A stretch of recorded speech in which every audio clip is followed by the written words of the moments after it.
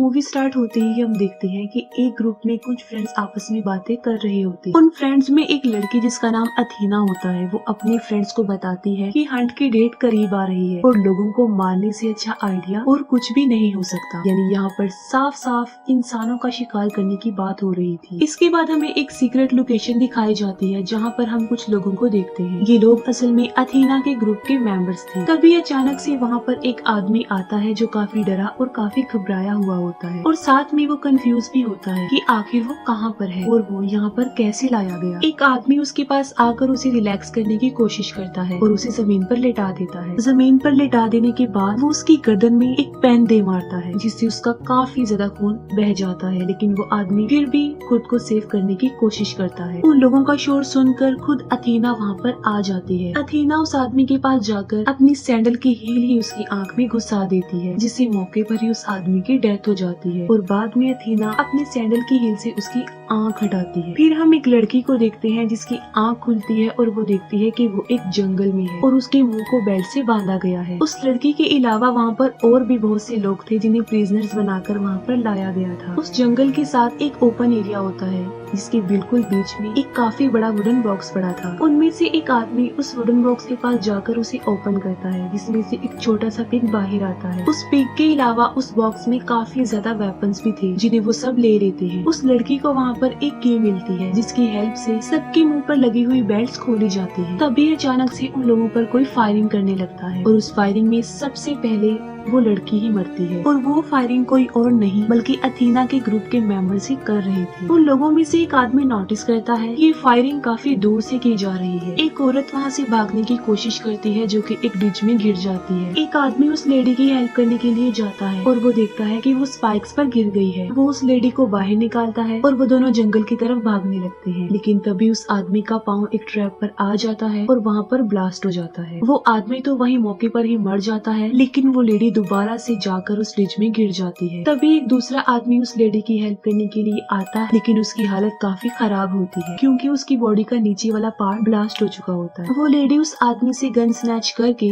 खुद को शूट कर लेती है। फिर वो आदमी जंगल की तरफ भागता है जहाँ पर वो 3 लोगों से मिलता है। उन लोगों के सामने वायर्स की एक काफी बड़ी बाउंड्री आ जाती है और उनमें से 3 लोग तो उसे इजीली क्रॉस कर लेते हैं, लेकिन एक आदमी पीछे ही रह जाता है और उस पर कोई एरोस की बारिश कर देता है। वो आदमी वापिस पीछे की तरफ भागता है ताकि वो उन लोगों को मार सके जो उस पर एरोस मार रहे हैं, लेकिन वो कुछ भी नहीं कर पाता। उस पर और तीरों की बारिश हो जाती है और वो नीचे गिर जाता है। उसके पास 2 बॉम्ब आकर गिरते हैं जो कि ब्लास्ट हो जाते हैं और वो मर जाता है। वो तीनों सर्वाइवर्स एक शॉप में जाते हैं जहाँ पर वो एक आदमी और एक औरत से मिलते हैं। वो दोनों हस्बैंड वाइफ उस शॉप के ऑनर्स होते हैं। सर्वाइवर्स में से दोनों आदमियों की उन शॉपकीपर से किसी बात पर बहस हो जाती है और जो फीमेल सर्वाइवर होती है वो वहाँ पर रखी गई फूड खा लेती है। उस फूड में पॉइजन होता है जिसकी वजह से उसकी मौत हो जाती है। फिर हम देखते हैं कि उन दोनों शॉपकीपर्स ने मास्क पहन लिया था और वो पूरे स्टोर में पॉइजनस गैस फैला देते हैं जिससे उस दोनों सर्वाइवर्स की भी मौत हो जाती है। यहाँ पर साफ जाहिर हो जाता है कि वो शॉपकीपर्स भी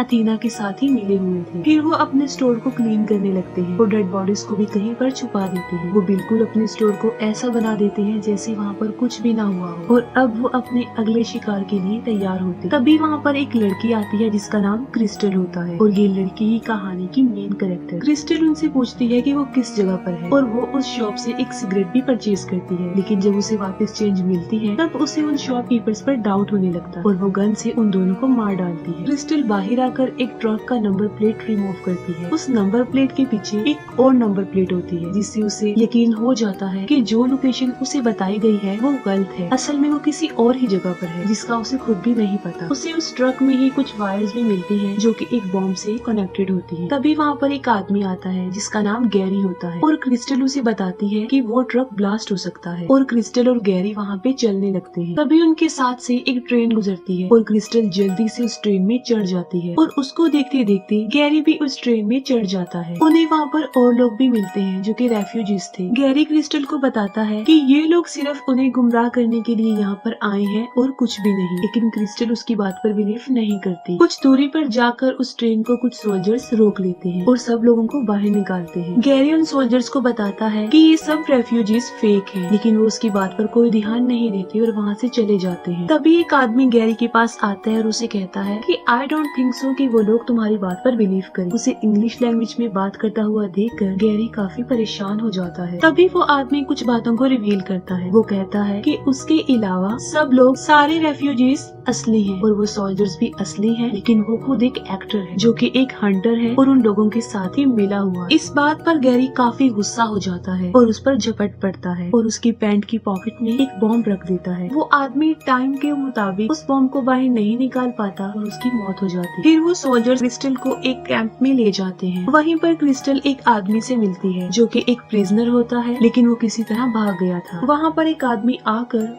उन दोनों को अपने साथ ले जाता है। वो आदमी उन हंटर्स यानी उन किडनैपर्स की काफी तारीफें करने लगता है, जिससे क्रिस्टल को उस पर डाउट होता है और वो टांग मारकर उसे बाहर गिरा देती है। फिर क्रिस्टल उसके ऊपर कार चढ़ा देती है और उसे कुचल डालती है, जिससे वो मर जाता है। तब वो आदमी क्रिस्टल पर गुस्सा होने लगता है। वो कहता है कि वो आदमी ही उनके पास आखिरी जरिया था जो उन्हें यहाँ से बाहर ले जाता। लेकिन जब वो उस कार की डिग्गी खोलते हैं तब उन्हें वहाँ पर गैरी की डेड बॉडी मिलती है, जिससे वो समझ जाते हैं कि उन्होंने बहुत अच्छा किया उस आदमी को मारकर, वरना आगे जाकर वो इन दोनों को भी मार डालता। वो आदमी क्रिस्टल को बताता है कि जितने भी प्रिजनर्स को यहाँ पर लाया गया था वो सब मारे गए हैं और सिर्फ वो दोनों ही बचे हैं। क्रिस्टल उसे कहती है कि जिन्होंने भी उसे यहाँ पर फंसाया है वो उन सबको मार डालेगी और अपनी वर्थ प्रूफ करने के लिए वो उसे टर्टल और रैबिट की एक स्टोरी सुनाती है। अब हमने अपनी रियल लाइफ में जो स्टोरी सुनी है, क्रिस्टल की स्टोरी उससे हटकर होती क्योंकि उसकी एंडिंग रियल स्टोरी से काफी डिफरेंट होती है। इसके बाद हमें दोबारा से वही ग्राउंड दिखाया जाता है जहाँ पर सबको प्रिजनर बनाकर लाया गया था और इसके साथ ही वहाँ पर वो सीक्रेट लोकेशन भी दिखाई जाती है। उस लोकेशन में वो हंटर्स थे और वहीं पर उनका ट्रेनर भी था जिसने उन्हें हंटर्स बनाया। इन सब हंटर्स की लीडर अथीना है। वो आदमी और क्रिस्टल भी वहाँ पर पहुँच जाते हैं और उस आदमी को वो पिग का बच्चा वहाँ पर मिल जाता है। उन लोगों को डिस्ट्रैक्ट करने के लिए वो पिग को वहाँ पर भेजते हैं। फिर क्रिस्टल अंदर आती है और वो एक एक करके उन हंटर्स को मार डालती है, लेकिन उन हंटर्स का ट्रेनर जो कि अभी जिंदा होता है और वो क्रिस्टल पर अटैक कर देता है और उन दोनों की काफी फाइट होती है और क्रिस्टल उस ट्रेनर को भी मारने में कामयाब हो जाती है। और तभी अथीना की कॉल आती है और वो क्रिस्टल को गुमराह करने और उस आदमी को फंसाने के लिए कहती है कि उसने अभी तक क्रिस्टल को मारा है या नहीं। ये बात सुनकर क्रिस्टल को उस आदमी पर भी डाउट होने लगता है। क्रिस्टल उस आदमी को कोई मौका दिए बगैर कि वो ये साबित कर सके कि अथीना झूठ बोल रही है या सच, वो उसे भी मार डालती है। फिर क्रिस्टल उस ट्रेनर के पास जाती है जो कि अभी जिंदा होता है और काफी इंजर्ड भी होता है। वो उससे अथीना की लोकेशन पूछती है और अथीना की लोकेशन ले लेने के बाद वो उसे भी मार डालती है। इसके बाद हमें 1 साल पहले का सीन दिखाया जाता है और यहीं पर हमें रीजंस भी पता चलती है कि आखिर वो सब लोग हंटर्स क्यों बने और उन्होंने ये सब कुछ क्यों किया। मूवी के स्टार्ट में हमने अथेना की जो उसकी फ्रेंड के साथ चैटिंग देखी थी, इसमें वो हंट की बातें कर रही थी। वो सिर्फ उन लोगों का एक प्रैंक था, लेकिन क्रिस्टल और उसके साथ 11 और लोगों ने मिलकर, जिन्हें उन लोगों ने प्रिजनर बनाया, उन लोगों ने उनकी इस ग्रुप चैट को लीक कर दिया और इसी वजह से अथेना और उसके साथियों को जॉब से भी निकाल दिया गया था। अब पहले तो उन लोगों ने हंट को